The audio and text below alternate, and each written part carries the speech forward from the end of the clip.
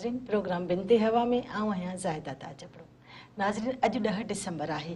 इंसानी हक़नि जो आलमी ॾिहाड़ो। जॾहिं अहिड़ा ॾींहं मल्हाया वेंदा आहिनि त असां वटि जेको आम शहरी आहे उहो सोचींदो आहे छा इहे सभु असांजा हक़ आहिनि। हिकु आम शहरी जा हक़ हिकु आम इंसान जा हक़ आहिनि। तॾहिं उन ज़हन में इहो ख़्यालु ईंदो आहे त छा मूंखे इहे सभु हक़ मिली रहिया आहिनि। जेकॾहिं हिकु आम इंसान खे इहे सभु हक़ नथा मिलनि तॾहिं असां ॾिसंदासीं त कहिड़ियूं रंडकूं आहिनि, कहिड़ियूं रुकावटूं आहिनि जो हुननि खे नथियूं मिलनि इहे ॻाल्हियूं। उहे हक़ हुननि खे मिली नथा सघनि जिन जा हू अहल आहिनि, जिन जा हू हक़दार आहिनि।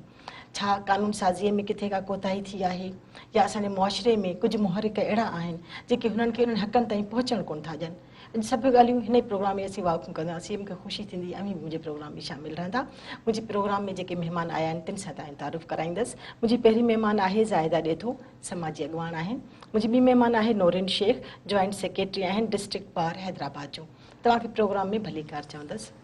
ऐं ज़ाहिदा मां सभिनी खां पहिरीं तव्हां ॾांहुं हलंदसि त असां वटि जेको आलमी ॾींहुं मल्हायो वञे थो इंसानी हक़नि जो, तव्हांखे छा थो महसूसु थिए त छा इहे ॾींहं इंसाननि खे उहे हक़ ॾेई रहिया आहिनि? थैंक यू ज़ाहिदा ऐं महिरबानी मेहरान टीवी अॼु ॾाढो अहम असांजो इंसानी हक़नि जे हवाले सां जेको ॾींहुं आहे उन जे हवाले सां ई प्रोग्राम सॾायो आहे। ऐं असां सम्झूं था त ॾींहंनि खे ज़ाहिरी ॻाल्हि आहे उन्हनि जी अहमियत खे उजागर करणु तमामु घणो ज़रूरी आहे। इंसानी हक़ हिकु अहम जेको आहे सो असांजे ज़ाहिरी ॻाल्हि आहे जेको आहे सो असांजी तव्हां ॾिसंदो त जंहिं तरीक़े सां असांजो पैदाइशी हक़ आहिनि असांजा इंसान जा, जीअं पैदा थिए थो त उनजी ज़िंदगी जी शुरूआति उन खां पोइ जेके उनजो लाइफ स्टाइल आहे उनजे गुज़ारण जा हक़, कीअं हुनखे पंहिंजी ज़िंदगी गुज़ारणी आहे, घर में उनजी ज़िंदगी कीअं गुज़रणु घुरिजे, उनजा कहिड़ा हक़ आहिनि जेके उहो इस्तेमालु करे सघे थो, या सोसाइटीअ में हुनजी ज़िंदगी जेका गुज़रे थी उनजा हक़ कहिड़ा आहिनि, जंहिं मुल्क में रहे थो बीइंग ए सिटीज़न उतां जो जेको कानून आहे उहो हुनखे कहिड़ा हक़ ॾिए थो बेसिकली। त इहे सभु शयूं असांखे ख़बर हुजणु खपे त असां जंहिं मुल्क में रहूं था उनजा कानून कहिड़ा आहिनि ऐं उन में उन्हनि इंसाननि जी कहिड़ी अहमियत आहे, उनखे कहिड़ा हक़ ॾिना विया आहिनि। हाणे ॻाल्हि इहा आहे त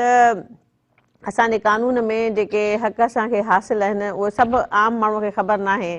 त असांजो कहिड़ा हक़ आहिनि जेका रियासत असांखे ॾिए थी। फॉर एग्ज़ाम्पल ॻाल्हाइण जो हक़, त असां पंहिंजे इशूज़ ते कीअं ॻाल्हाए सघूं था, पंहिंजी जेको आहे हुन प्रेज़ेंस खे कीअं शो करे सघूं था, या असांजो फ्रीडम ऑफ स्पीच केतिरो आहे जेको असां पंहिंजे हक़नि जे लाइ वञी उथारियूं था। असांजे घणनि माण्हुनि खे ख़बर न हूंदी। असांजा जेके बुनियादी हक़ आहिनि त असांखे पाणी पीअण जो मिलणु खपे, असांखे सिहत जूं सहूलियतूं मिलणु खपनि ऐं स्टेट जी इहा ज़िम्मेवारी आहे त इहे प्रोवाइड करे असांजे माण्हुनि खे, ऐं ख़ासि करे जेके असांजा ॿहिराड़ीअ जा माण्हू आहिनि उन्हनि खे इहे बुनियादी हक़ उन्हनि जा मिलनि था या न, एजुकेशन आहे। त इहे सभु शयूं आहिनि जेके असांजे माण्हुनि खे अञा ताईं बि तव्हां वेंदव ॿहिराड़ीअ में त माण्हुनि खे ख़बर नाहे त being a citizen of Pakistan हिन मुल्क में उन्हनि खे कहिड़ा हक़ हासिल आहिनि जेके रियासत खे उन्हनि खे ॾियणा आहिनि। ऐं हिन ॾींहुं मल्हाइण जो मक़सदु बि इहो हूंदो आहे त तव्हां ऐं असां सभु गॾिजी माण्हुनि में इहा जागरता पैदा कयूं त हू पंहिंजे जेका हक़ आहिनि उन्हनि जी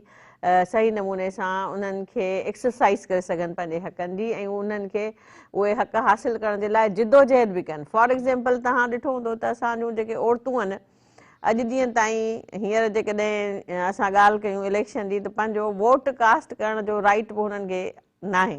न उन्हनि खे ख़बर आहे त असां पंहिंजो वोट कीअं जेको आहे सो, ऐं कहिड़े उम्मीदवार खे ख़बर न हूंदी आहे कंहिंखे ॾियणो आहे, ऐं असां जे उन जेकॾहिं असां वोट ॾियूं था त उनखां पोइ असांखे मिलणो छा आहे, उन मां उन्हनि खे कहिड़ी इहा बि सम्झ में नथी अचे त सही माण्हू जेकॾहिं सिलेक्ट कंदासीं त असांजो फ्यूचर सेव थी सघे थो या न। या आम माण्हू खे असांजे ख़ासि करे औरतुनि ॿहिराड़ी में तव्हां ॾिठो हूंदो त सिहत जे सहूलियतुनि जो तमामु घणो फुक़दान आहे। त उन्हनि औरतुनि वीचारनि खे इहा ख़बर ई न आहे त हिन रियासत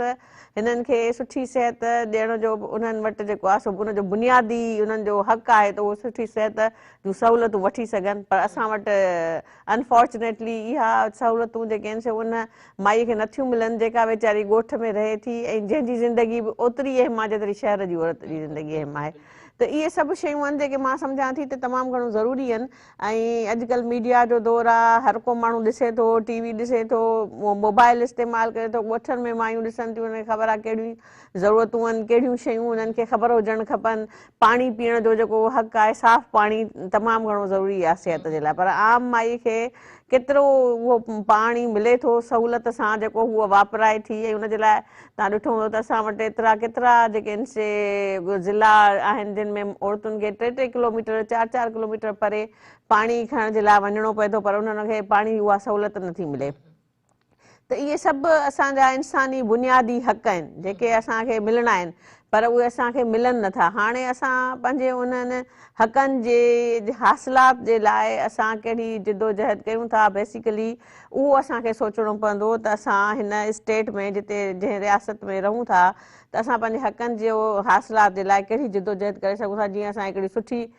सुठी ज़िंदगी गुज़ारे सघूं ऐं असांजो फ्यूचर जनरेशन जेका आहे सा उहा बहितर थी सघे। सही। हलो था नौरीन शेख ॾांहुं। नौरीन शेख, तव्हां इंसानी हक़नि जे ॾींहं खे कीअं था ॾिसो? सबसे पहले तो थैंक यू मैडम ज़ाहिदा और मेरान टीवी कि आपने इस हसास मौजू को जो है वो ज़ाहिर बहस बनाया और इस दिन की अहमियत को उजागर किया। सबसे पहले तो मैं आपको एक बात ये अपना जो एक्सपीरियंस है वो ये शेयर करना चाहूँगी कि बेसिकली जो इतनी सारे जो हमारे साथ इश्यूज हैं हमारे इस स्पेशली पाकिस्तान के अंदर, तो बहुत सारे जो हमारी आवाम है उनको ये पता ही नहीं है कि उनके राइट्स हैं क्या, कानून उनको किस तरह से प्रोटेक्ट करता है और क्या क्या चीजें उनका राइट है जो उनको मिलना चाहिए रियासत की तरफ से, उनके जो है जस्टिस सिस्टम की तरफ से, या उनकी जो राइट्स के लिए वो कौन कौन सी कानून साजी की गई है। तो मसला जो है कानून तो मौजूद है, लेजिस्लेशन भी मौजूद है, लेकिन उस मसला उसकी इम्प्लीमेंटेशन का है, मसला उसकी इन्फोर्समेंट का है।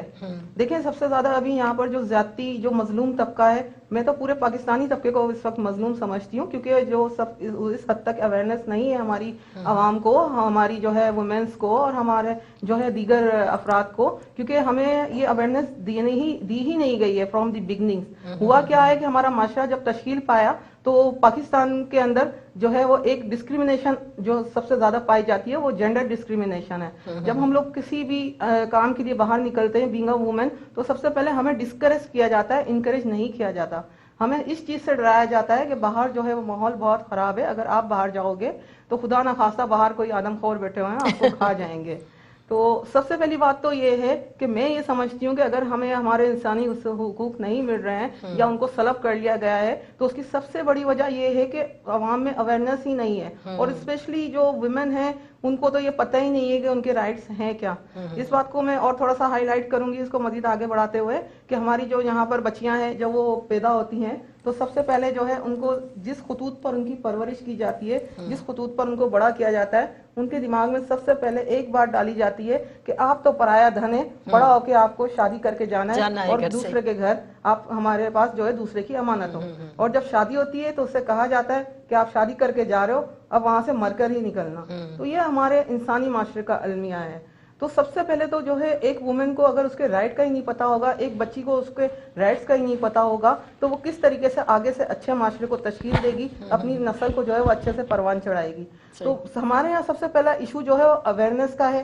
एजुकेशन का है, लिटरेसी का है। अगर एक औरत को एजुकेट किया जाएगा, अगर उसको जब वो एजुकेशन हासिल करेगी उसको अपने राइट का भी पता होगा, उसको अपने ड्यूटीज का भी पता होगा और उसको अपने इम्पोर्टेंट होने का भी पता होगा कि वो क्या कर सकती है, किस फील्ड में जा सकती है, किस तरह से जो है अपने आप को आगे प्रूफ कर सकती है कि वो भी माशरे का एक बहुत अहम किरदार है। अभी आपने देखा होगा कि हमारे साथ जो है बच्चियों के साथ कितनी ज्यादती की जाती है, कोई 6 साल की उम्र है, कोई 7 साल की उम्र है, लेकिन जो है कोई पुरसाने हाल नहीं है। वजह उसकी क्या है? गुर्बत भी है, बिल्कुल बिल्कुल, और इलिटरेसी है। तो ये हमारी जो बेसिक चीजें हैं, ये हमारा जो बुनियादी आंसर है, जो अवाम के हुकूक से उनको अवेयरनेस ही नहीं है तो वो डिमांड कैसे करेंगे। बिल्कुल सही कह रही हैं। नाज़रीन, असांजो प्रोग्राम जारी आहे,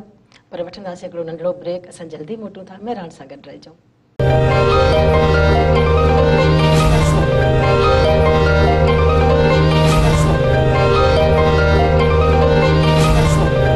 वेलकम बैक नाज़रीन। ॿीहर हाज़िर आहियूं बिनते हवा में। ऐं ज़ाहिदा, हिकिड़ी रिपोर्ट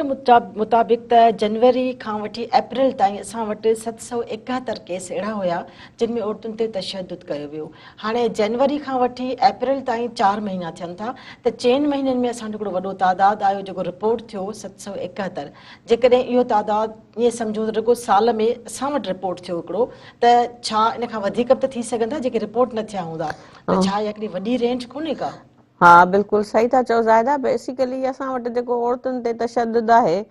उहो तमामु घणो वधी वियो आहे। ऐं तव्हां ॾिठो हूंदो अॼु बि जेकॾहिं तव्हां डेली अख़बार पढ़ो था या तव्हां टीवी ॾिसो था त तक़रीबन कोई 5 खां 7 केस त जेके उहे आहिनि जेके टीवीअ ते रिपोर्ट थियनि था या अख़बार में अचनि था। ऐं नंढा नंढा माना तव्हांखे शयूं नज़र ईंदियूं, मानी देरि सां छो पचाई, मोबाइल छो इस्तेमालु कयो, ऐं जेको आहे घर में जेको आहे मथे ते रहो न पातल हो, कंहिंसां ॻाल्हायो पिए त तव्हांखे मारे छॾनि। माना हाणे औरतुनि ते तशद्दुद ईअं थी वियो आहे जीअं तव्हां को ढगी बकरी तव्हांजे घर में हुजे, तव्हां उहो जेका छा चरंदी हुजे तव्हां हुनखे खणी सोटी वाहे कढो।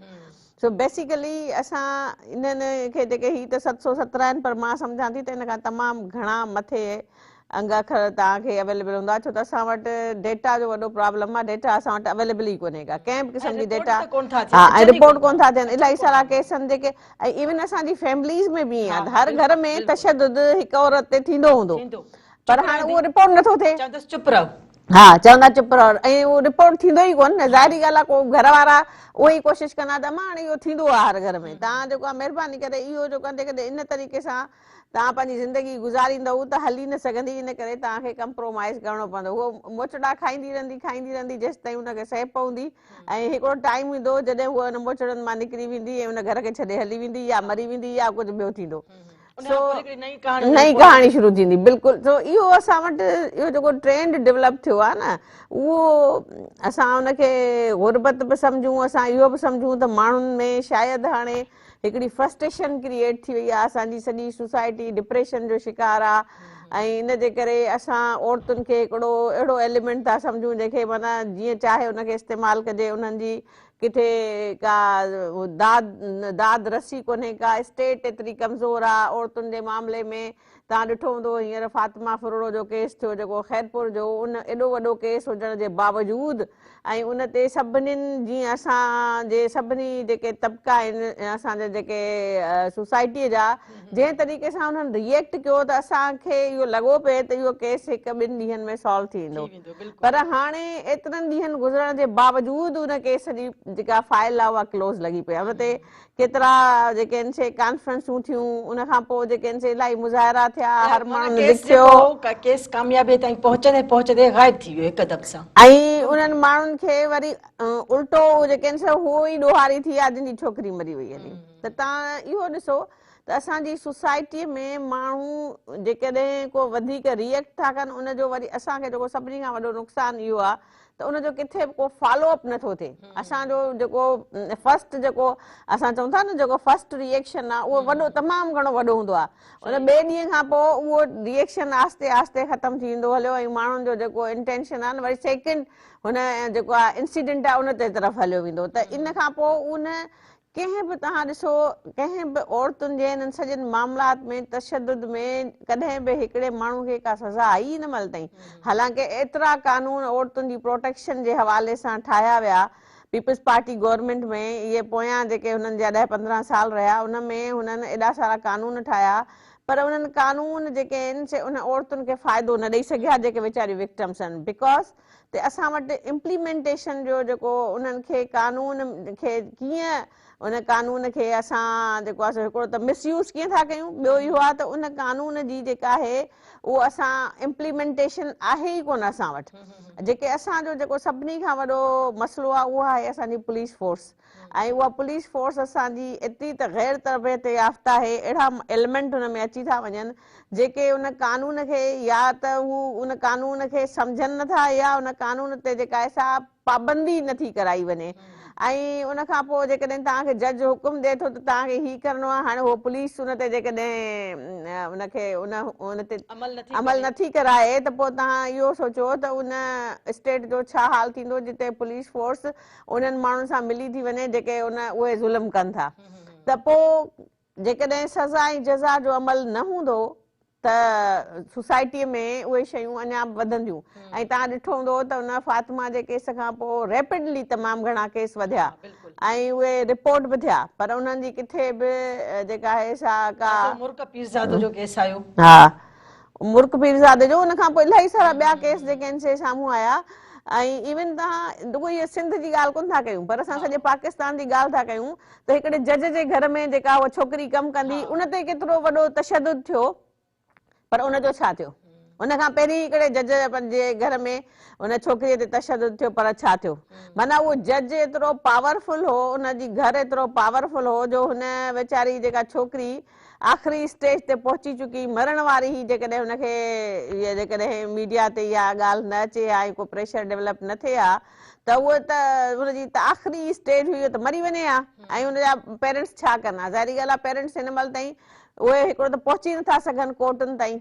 पुलिस ताईं नथा पहुची सघनि त उन्हनि खे किथां हाणे सॼो इंसाफ़ मिलंदो त असां वटि सभिनी खां वॾी जेका शइ आहे उहा आहे तव्हांजी इंसाफ़ जी फराहमी जेको असांजे हिन सॼे माशरे में अवेलेबल ई कोन्हे को जॾहिं इंसाफ़ न मिलंदो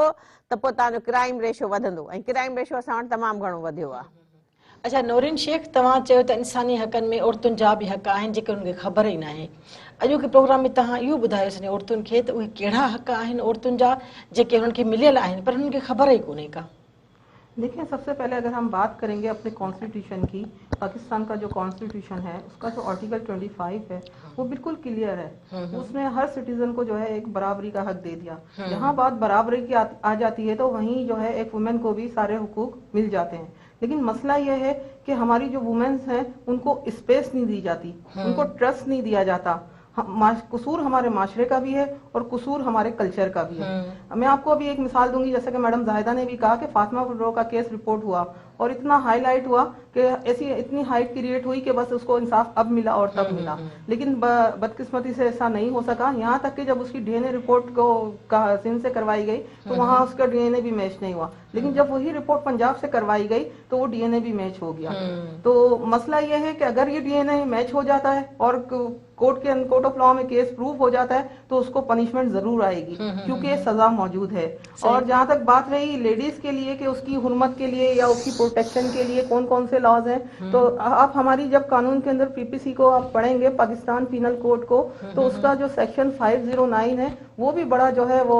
औरत को प्रोटेक्ट करता है उसके राइट को प्रोटेक्ट करता है कि अगर उसको किसी भी जो है पब्लिक प्लेस पर अगर उसको डिस्ग्रेस किया जाता है या उसके ऊपर जुमले कसे जाते हैं या उसके खिलाफ जो कोई नाजेबा जुमला कहा जाता है तो उसके अंदर भी उसको 2 साल सजा और जुर्माना है जो औरतों को पता ही नहीं जो हमारी जो है लेडीज को पता नहीं है दूसरा उसका सब क्लास है जो है 509 की सब क्लास बी वो ये कहती है कि अगर किसी जो है वो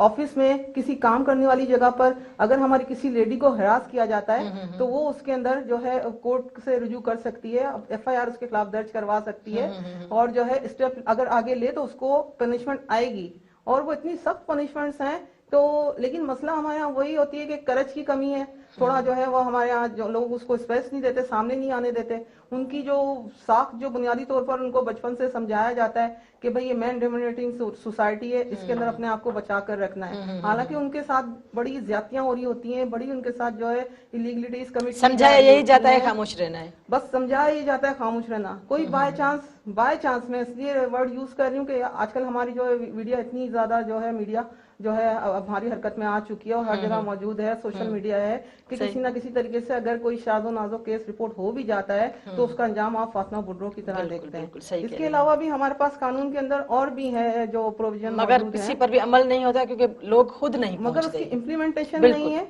उसकी वजह यही है कि नहीं लोग पहुंच भी जाएं तो भी उनको इंसाफ नहीं मिलता मसला ये है कि बिल्कुल सही था चओ ऐं नाज़रीन असांजो प्रोग्राम जारी आहे पर हिकिड़ो वठंदासीं नंढड़ी साई असां सां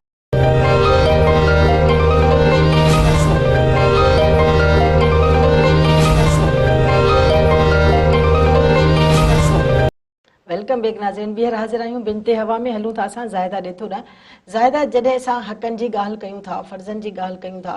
त जॾहिं हिकु औरत ते तशदुद थिए थो उनखे मार मुचड़ो थिए थो त छा इहो मर्द जो हक़ु आहे त उहो उनखे मार ॾिए ऐं उहा औरत सम्झे थी इहो मुंहिंजो फ़र्ज़ु आहे त मां वेठी उनखां मार खावां घर वारा चवनि था ख़ामोश रहिजांइ, औरत हे सही आहे, मर्द कुझु चयो त बर्दाश्त करे वञ। छा इहो ई असांजो मुआशिरो आहे? छा असांजे मुआशिरे में इहे हिते असां हक़नि जी ॻाल्हि कयूं था त हिकिड़ो मर्द पंहिंजे औरत खे, पंहिंजे घर जी औरत खे तशदुद कंदो रहे, पंहिंजो हक़ु सम्झी, ऐं औरत बर्दाश्त कंदी रहे पंहिंजो फ़र्ज़ु सम्झी? ॻाल्हि इहा आहे त ही जेके सभु शयूं आहिनि उहे असांजी सोसाइटीअ में जंहिं तरीक़े सां औरत जी तरबियत थिए थी त उहो उनखे सेखारियो ई इहो थो वञे त बाबा तोखे सहप, तोखे जेको आहे बर्दाश्त करणी आहे। छो त ॻाल्हि इहा आहे त जॾहिं तव्हां हिकिड़ो दफ़ो हाणे तव्हांजी शादी थी वई न, ॾिसो ज़ाहिदा बर्दाश्त जी हिकिड़ी हद हूंदी आहे, पर ॻाल्हियूं हद खां वधीक अॻियां थी वेंदियूं आहिनि। पर ॻाल्हि इहा आहे त हाणे औरत जे लाइ को रस्तो न आहे। तव्हां इहो ॿुधायो त हिकिड़ी औरत जेकॾहिं तलाक वठे थी त माण्हू चवनि था त बाबा इहा माई जेका आहे ख़राबु आहे, छो त हिन तलाक वरिती आहे। असांजी सोसाइटी में घर वारा, खानदान वारा तंग कंदा, असां वटि एतिरा जेके आहिनि से हिन जा जेके आहिनि से हुन माई खे कॉन्सिक्वेंसिस जेके आहिनि से बियर करणा पवंदा, या त हुनखे घर वारा एक्सेप्ट न कंदा, या उहा पाण एॾी जेका आहे सा हुन में एॾी हिमत हुजे जो पंहिंजी लाइफ जेका आहे सा अलॻि सां गुज़ारे छॾे। घर वारा हुनखे जेको आहे इन मामले में सपोर्ट न कंदा। मां तव्हांखे हिकिड़ी ॻाल्हि ॿुधायां, असां कुझु 2010 खां पोइ जेको आहे सो असां कमु पिया कयोसीं सेवण में, हुते हिकिड़ी यूनियन काउंसिल में असां उन्हनि औरतुनि जो हिकिड़ो सर्वे कयो, ऐं उन सर्वे जो मक़सदु इहो हो त औरतूं जेके आहिनि से तशदुद उन्हनि ते थिए थो, ख़ासि करे जॾहिं तव्हांखे ख़बर आहे त को बि डिज़ास्टर अचे थो, उनजी सभिनी खां वधीक विक्टिम औरतूं हूंदियूं आहिनि। त असां हुन खां पुछियोसीं त तव्हां भला इहे जेके मायूं आहियो तव्हांखे मर्द मारींदा आहिनि, पोइ तव्हां जेको आहे सो छा तव्हांखे छा महसूसु थींदो आहे? त उहे चवनि थियूं तव्हांखे माना अजीब लॻंदो जेके मायुनि जा जवाब आहे। उन्हनि चयो त भई ॻाल्हि इहा आहे त असांखे जेकॾहिं मुड़ुसु न मारे त असांखे लॻंदो आहे त उनजी असां सां मोहबत ख़तमु थी वई आहे। छो त इहो मोहबत जो असांखे इहो ॿुधाए थी, मोहबत जो हिकिड़ो अंदाज़ इहो आहे त मुड़ुसु तव्हांजो माना तव्हां हुनजी प्रॉपर्टी आहियो। हाणे जेकॾहिं तव्हां प्रॉपर्टी आहियो त हुनजी मर्ज़ी आहे न त तव्हांखे जीअं वणे तीअं मारे, ऐं जेकॾहिं 2 टे ॾींहं न मारींदो आहे त असां परेशान थींदा आहियूं त हिनजी कंहिं ॿिए माई सां तालुकात त न आहे।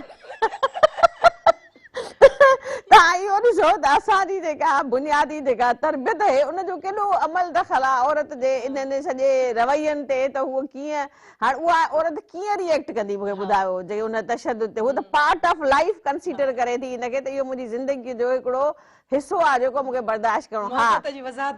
जेकॾहिं ॿियूं औरतूं ऐं वीचारियूं जेके खुली ॻाल्हाइनि थियूं, उहे चवनि बाबा ही त छोकिरियूं जेके आहिनि से पढ़ियल लिखियल आहिनि न, हिननि जो त आहे दिमाग़ ख़राबु, हिननि खे त ॻाल्हि सम्झ में अचे कोन थी, इन करे ही बीह थियूं न, हिनखे न पंहिंजे पीउ जी इज़त जो ख़्यालु आहे, न हिनखे पंहिंजी माउ जो इज़त जो ख़्यालु आहे, इन करे ही रिएक्ट कनि थियूं। त बेसिकली उहो तव्हांजो ख़ानदान कंसीडर थिए थो त तव्हांजी जेका तरबियत आहे औरत जे मामले में सही न आहे, तंहिं करे ही औरत ॻाल्हाए थी। त हाणे इन सॼो दारोमदार असांजी वरी बि मां चवां थी त असांजी जेका सॼी दारोमदार आहे न उहा असांजी उन घर जी उन औरत उन माउ ते आहे जेका पंहिंजे ॿारनि खे तरबियत ॾिए थी। जेकॾहिं उन औरत शुरूअ में ई पंहिंजे ॿारनि खे स्ट्रॉन्ग करे औरतुनि खे त बाबा तव्हां जीअं ही मर्द बिहेव करे थो न छोकिरो, ईअं तूं बिहेव करे सघे थी, तव्हां ॿिन्ही में को फ़र्क़ु न आहे, ऐं तव्हांजा जेका सोसाइटी आहे उहा तव्हांखे एतिरा जेके हक़ ॾिए थी, असांजी स्टेट एतिरी हक़ ॾिए थी त तव्हां पंहिंजा उहे हक़नि जी एक्सरसाइज़ कयो। असां हुनखे स्टॉप न कयूं त तव्हां औरतुनि जे लाइ हिकिड़ी दुनिया आहे ऐं मर्दनि जे लाइ ॿी दुनिया आहे। त इहा बेसिकली उन माउ जी तरबियत जेका आहे सा उहा थियणु घुरिजे। ही सॼो इंस्टीट्यूशन जेको आहे हिकिड़ी माउ हलाए थी, घर जो इंस्टीट्यूशन, ऐं उहा जेसि ताईं असांजी इहा तरबियत इन तरीक़े सां न थी। हाणे असांजूं जेके अॼु जूं छोकिरियूं ॾिसो, जेकॾहिं माउ जो तव्हां ज़िक्र था कयो त जेकॾहिं माउ कुझु सम्झाईंदी बि न छोकिरी खे थोरो अॻियां बहादुर थी हलणो अथई, त वरी जेके घर जा मर्द पीउ या भाउ या चाचा मामा हूंदा न, उहे बि वरी उन माउ खे चवंदा त छोकिरीअ खे छा सेखारियो अथई, हुनखे ब्लेम करे वधीक हुनखे चवंदा तूं ॾोहदार छोकिरी जी परवरिश। हा, इहा ॻाल्हि तुंहिंजी सही आहे ज़ाहिदा। ॻाल्हि इहा आहे त ही मां उहा घर जे इन्वायरमेंट जी ॻाल्हि थी कयां न, त घर जो इन्वायरमेंट में हा, इन करे असांखे खपे त असां जेके हिन महिल जी जेका जनरेशन आहे न उन ते असांजो फोकस इहो हुजणु खपे त उन जेको ॿारु आहे जेका छोकिरो या छोकिरी उनजी तरबियत जेका आहे न ऐं उनजी एजुकेशन उन ते फोकस हुजणु खपे, ताकी असां जेके फ्यूचर जनरेशन आहे घटि में घटि उन में इन क़िस्म जी क्राइम ऐं जेका असांजो जेको चऊं त मतभेद आहे असांजो उनखे असां घटि करे सघूं। इहो जेका डिस्क्रिमिनेशन जेसि ताईं